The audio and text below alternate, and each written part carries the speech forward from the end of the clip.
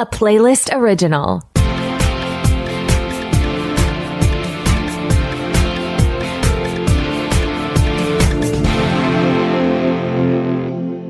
Welcome to the Pilot Podcast, where we review the pilot episodes of TV shows to answer your question, should I watch this? My name is BJ. And my name is Mitu.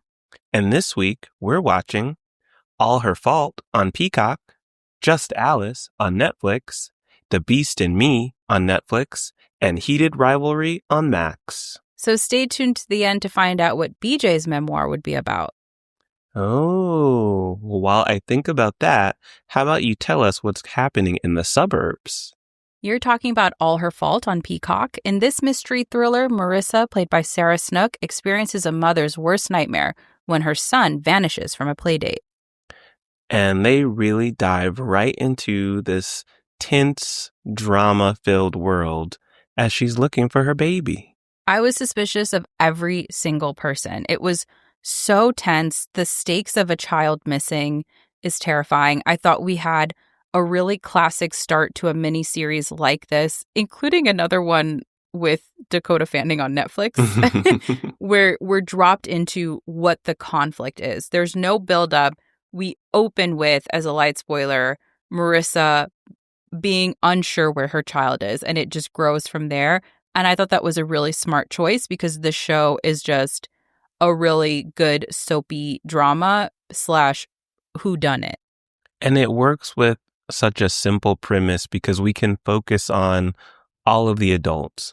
We have suspicious parents, suspicious cops, suspicious nannies, suspicious random lady who is offering help. So we know we're looking for Milo, and now we can just focus on, now, why is this adult seem so sad? Why doesn't this one care? Why is this one apologizing when they didn't do anything?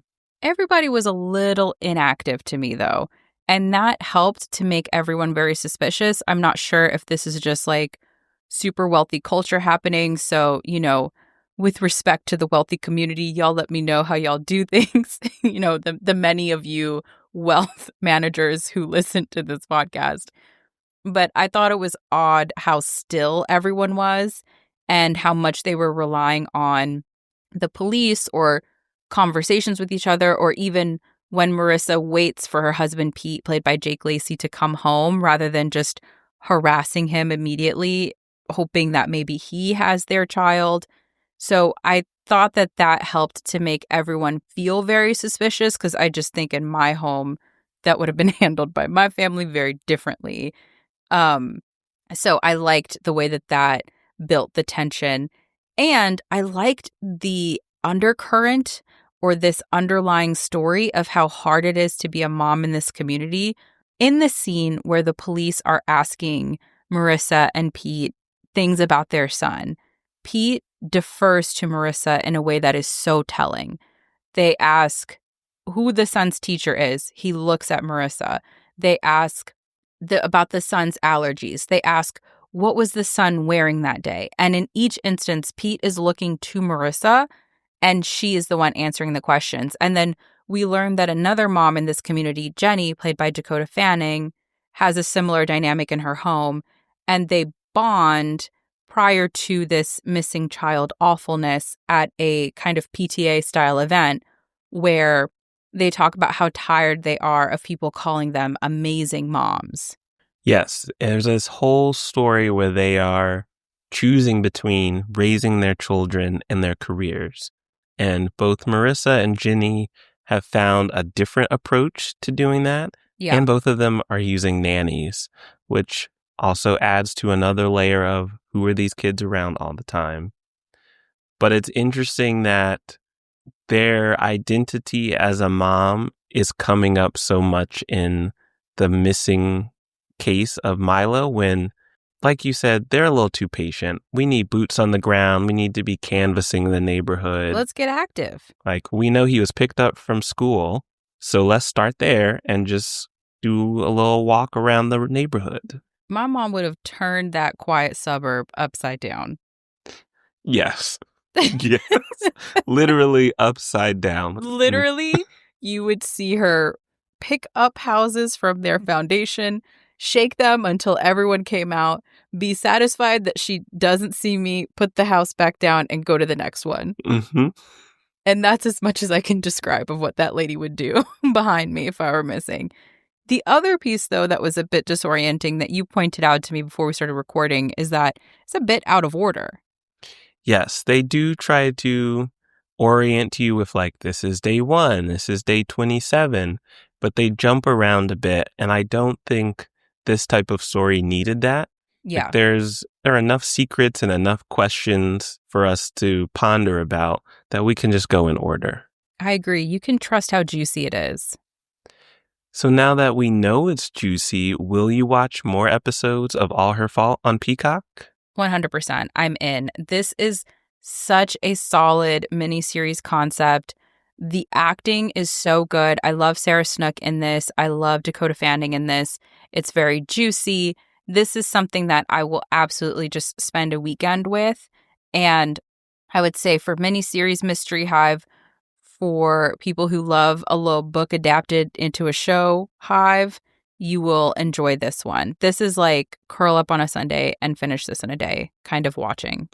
I have to agree that this is a would watch again. Seriously, I'm surprised how engaging it is for such a simple plot. But all of these parents, all of these adults are so suspicious, and not even in a clearly obvious way. It's just there's something under the surface that we don't know kind of way that makes you want to know more. It's just compulsively watchable. I agree. All right. So why don't you take us from the suburbs to the altar? You're talking about Just Alice on Netflix. Torn between two loves, Alice, played by Veronica Orozco, secretly marries both a famous writer and a former priest. Now, how can she juggle love, lies, and her double life? She is going to be crushed by this house of cards. And I think that's the exciting part, because maybe she won't get crushed. I think that she'll get crushed. There are some immediate logistical challenges that cross my mind. I don't know how people do it with second families. It did make me laugh that she tells each of them that she's a flight attendant, when in reality, we learn that she has a very different job that is not being a flight attendant. Because for Gang who watched Love is Blind UK, one of the people on it was a flight attendant, and her partner's father was like, "What did I tell you? Never fall in love with a flight attendant."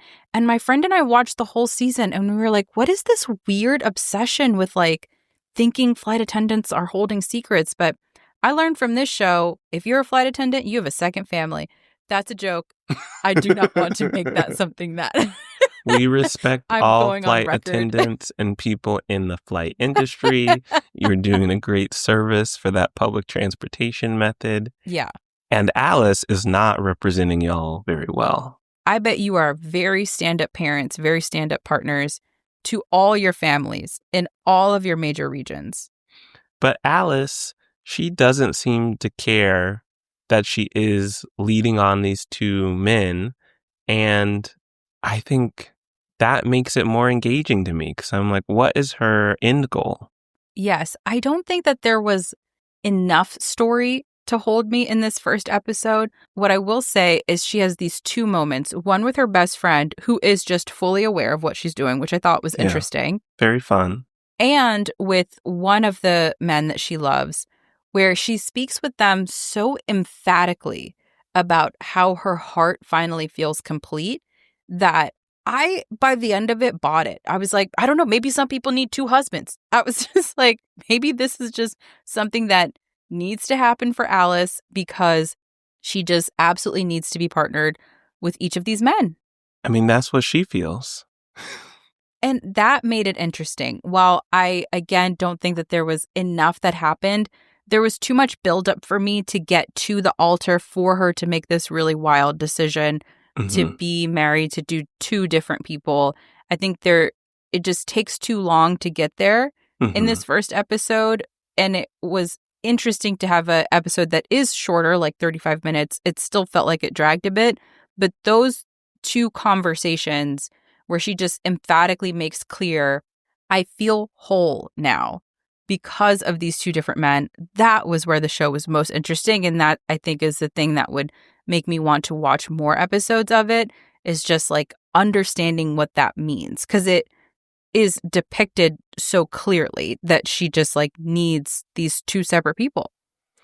Yes, and I think you're right. It's very light in this first episode. It's easy to follow, which is good. Yeah. But in terms of the drama you would expect with someone having a secret life or having what felt like a pretty public wedding as well, you would want to see, I would want to see some sort of consequences or some close calls in this episode. Yeah. But instead, it seems to be working out pretty well for herself, for Alice right now.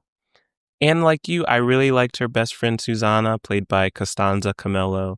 I think that having someone who's well aware of what's happening is going to be important for us as the viewers to get into the story. Because if it's just Alice, she seems too comfortable with this secret.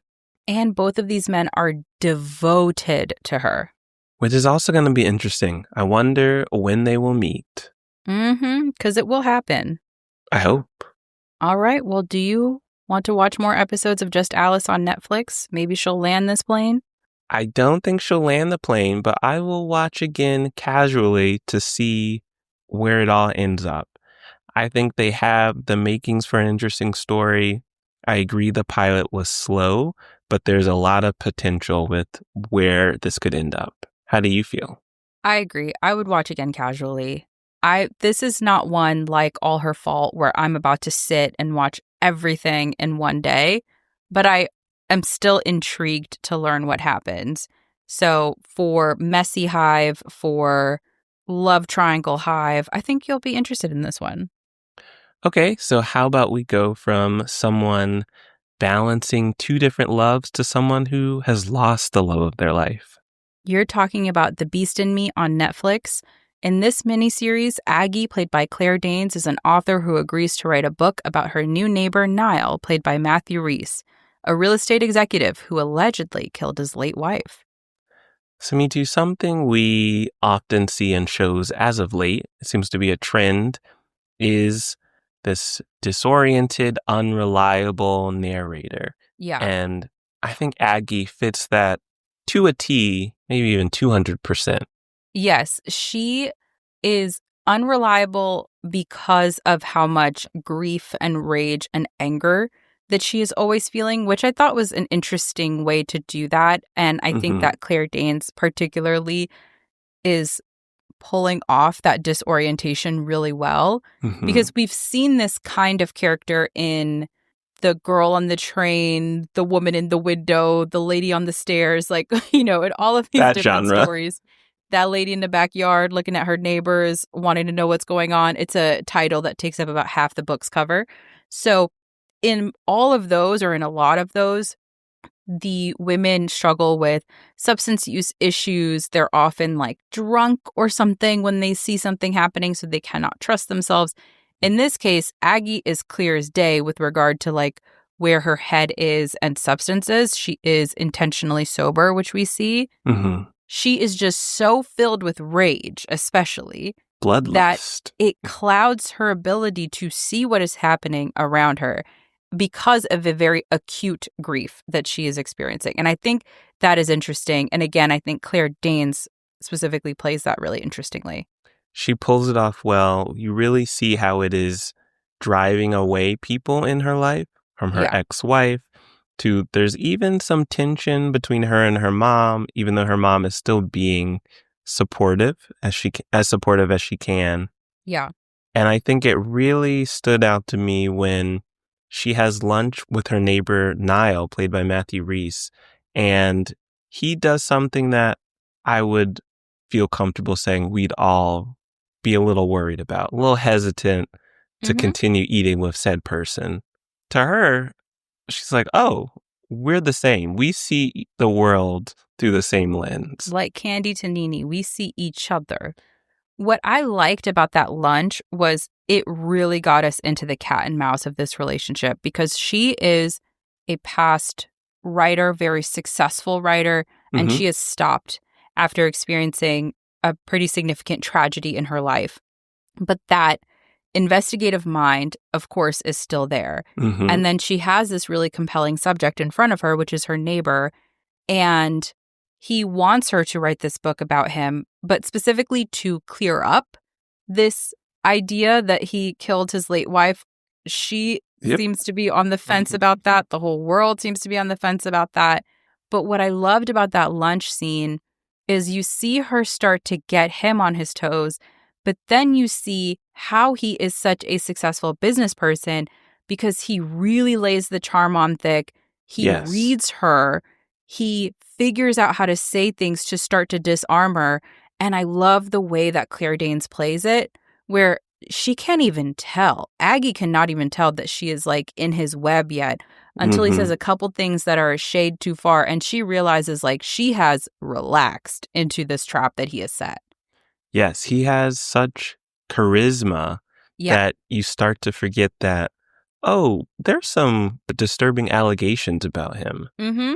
But instead, you're like, maybe lunch with him wouldn't be so bad. Maybe I should stop and listen for a moment. Yes. And you can tell after this awful thing he does at the restaurant that BJ alluded to, that it almost feels like she decides in that moment, I'm going to write about you. 100%. Like, I'm intrigued. Where others might recoil, she leans in. Most of us would recoil. Most of us would get up and leave. Yes, but not Aggie. And since she's still at the table, will you watch what happens next on The Beast in Me on Netflix? I will watch The Beast in Me again, seriously, but I would say probably beginning of next year or at the end of this year, but I have to chase it with a holiday movie. Based on this first episode, I know this is going to be such a good miniseries. I love a little Netflix mystery miniseries, but you can just tell only dark things are coming, and that can kind of harsh the vibe on the holidays. So that's the only reason I'm thinking, do I want to push this to watch later, or do I want to just like make sure I watch Haul Out the Holly or some really fun holiday movie right after? Unclear, just to kind of pick things back up energy-wise. Because otherwise, if you are miniseries Mystery Hive, you will love this one. I can just tell it's going to get dark.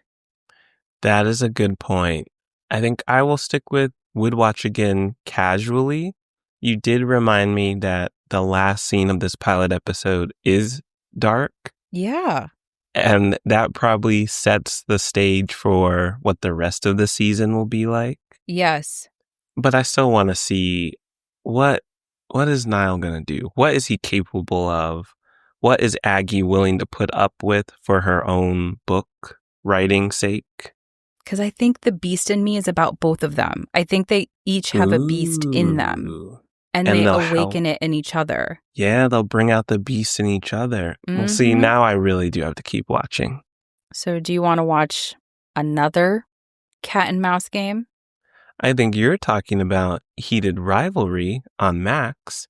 Based on Rachel Reed's Game Changers novel series, this show follows the rival professional hockey players Shane Hollander, played by Hudson Williams, and Russian Ilya Rozanov, played by Connor Story, whose on-ice animosity conceals a passionate secret romance. So me too. What were your first impressions of a hockey romance? My first note was they seem to be really attracted to each other. You picked up on it. Wow. I did not realize, because what I like to do is I like to go into the show not fully knowing what's happening. And then I'll read reviews or understandings of the first episode while I'm watching to help ground what I'm watching.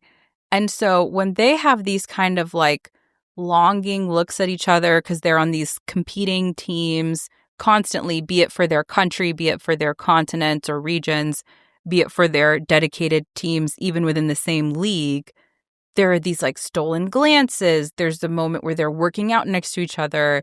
there's a moment where one hands another a bottle of water and their hands touch, and the camera like zooms in very hard on that just to make sure like we do not miss it. And I was like, okay, this is cute. Like, is this going to be kind of like Heartstopper or that movie where Jennifer Garner's son comes out? I love Simon. Love Simon. Oh, yeah. Love Simon. I thought that was so cute. So something like that. No. More mature. Much. I mean, y'all, I don't think this is a spoiler at this point. I just think I was just the last person to know this about Heated Rivalry. It is like within the first 5 minutes, they're getting to it. And it was just very fun from that point forward. But I just had to be like, oh, okay. All right. Yes. Y'all wanted a little hockey smut, I see. This is a passionate, sexy show. Yes. Where they are both hockey players, Yeah. top rookies, rival teams. They also have some interesting parallels with like an overly supportive parent and like a overly, how would you describe Ilya's father? Both of their parents hands out. They Like, both really of their care about the parents, careers. Because even Shane's mom is very loving, but every conversation with her is, I just got you a shoe deal. I just got you a watch deal. You have to make sure you're holding yourself well. This broadcast is going to be watched by this many people. You have to make sure. Yeah. So there's that pressure, and it's still financial where there is this expectation of money. And then Ilya's family is just a little bit more overt with it. It's like, okay, so my account number is 122-333-44. And I need the money by morning. Thank you. I will gamble it away and need more tomorrow. Yeah. So just go ahead, be ready, keep scoring the ball or whatever it is, the puck. You got it. Swish, swish. Yeah. Don't lose because I need a steady stream of income. The babies around me will go hungry without it. And so I think that there is very similar pressure. It's just packaged differently. But honestly, that was just like little vignettes is how this show felt like, because we have these pressures from their family, the pressures from these teams. They are high-performing rookies with cities that have high expectations of them. And Shane is being modeled in the press as this golden boy, while Ilya is clearly being modeled as this black sheep. But that's as much story as we got. And it was still so entertaining. It was just like vignette, 2-minute moment where someone is talking to somebody. Maybe we see a puck drop onto the ice. We're back in the hotel, because the concept of this is they are on rival teams, Shane with Montreal, Ilya with Boston. These teams play each other very often, and every time these teams play, they're hooking up. And that's it. That's what we watch. We just also time jump in a way that is very fun and funny with the pacing, where we see them kissing or something and they're getting to know each other. And then you would think maybe there's going to be more plot or whatever. It's like, 3 weeks later, these teams meet again. Maybe we'll have one conversation. Maybe somebody's going to talk to somebody else. And then we go back to the hotel. And then the time jumps are just literally between the times that they are connecting with each other. And I saw a quote from the showrunner that was something to the effect of like, the physicality of the show is really the storytelling of the show. And it is, because it sounds like I'm just talking about a collection of sex scenes, and I am in a way, but also there's just so much loveliness in those sex scenes as well, and in the way that they're getting to know each other. And you kind of want to scream at the screen while it's happening that it's clear y'all like each other more than just hooking up whenever you're in the same town. But obviously it's very complicated with all of these pressures that they each have to try to define what this relationship is, and to do that very privately because it has such public implications for them both. Yes, it's a very fast-paced story, fast-paced romance as well.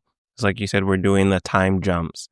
And I think they do a good job of giving the hot and steamy hookup scenes, but then all those other scenes, whether it's press conference, a party with their parents, them talking to their team, it does help us see that they are building a relationship. So it's not just hookups. They have some little sweet moments where they are starting to communicate to each other in public without making it obvious that they are more than rivals.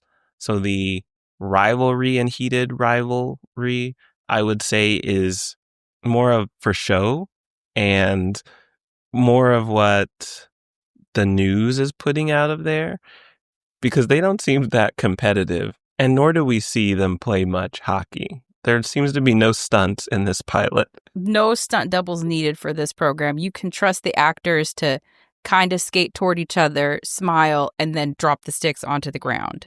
And that's enough, I guess. We are convinced they're the two best in their league. And I bought it. I didn't need to see more hockey. Maybe if you are a fan of the Bruins or the Canadiens, the actual teams that this rivalry is based off of, perhaps you need to see the swish swish or whatever y'all call it when the puck goes in the hoop net. The net. The net. When they score. When they score. Yes, they do score. I almost said score the touchdown. I promise I know Just sports points. better than that. When they hat trick it up.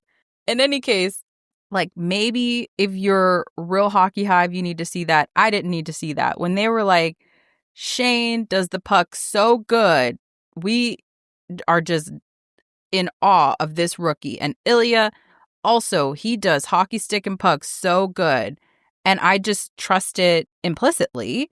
And I was fine with having that just be quick. And then we get back to these two people getting to know each other. So will you watch more episodes of Heated Rivalry on Max to see them get to know each other? Absolutely. I will watch again seriously. I understand now why this is like one of the most popular shows in the world. It's so fun. And if you are a romance hive, I think you'll like this too. I agree. I think it was fun. I would probably watch again casually. It is 50 to 70% hookups. Yeah. But they're attractive people, so that's a plus. I enjoyed that too. Two hot people kissing. Absolutely. And I think there's an interesting story there because they are starting to allude to what would it mean for two rival athletes to be in a relationship. Yeah. I mean, I was so interested in this. In what that meant, that I looked up like the whole book series. I was like, how do they make this work? Because I'm bought in. I want to see these two people together. What was your question? What would your memoir be about? It would be about my years podcasting with you. Oh, okay. Why were you like bracing yourself? Okay, you're asking me why I've conditioned myself to brace myself for how you turn these premises onto me. Uh-huh. I thought it would be like, I witnessed you do crimes and you just make up some stories about me. And... Make up things about you? I would never. Okay. It will be true stories about us podcasting together and those cherished memories in my life. Well, that's very nice. Where can people find more episodes of this cherished program? At thepilotpodcast.com, and they can follow us on all of their favorite podcast platforms. You can also follow us on social media at thepilotpod. Also, bleep, bloop, bleep, bloop, or whatever AI machines say to that random comment that we got where someone thought we were AI. We're not bots. Does that make us sound like a bot? That does make you sound like a bot. I'm a human. That makes me sound like a bot. Yeah, that's what made me laugh. You can't prove a negative. So there was a comment that thought we sounded like AI, which made me laugh because it's like, how does this messy, very non-linear way that I speak and that you have to react to get perceived as AI? Maybe that is actually very AI. Well, you're AI. But in any case, bleep, bloop, bleep, bork to that person. And you can also send show recommendations to askthepilotpodcast@gmail.com because every other week we do a show recommended by you, our wonderful listeners. Thanks for listening. Bye.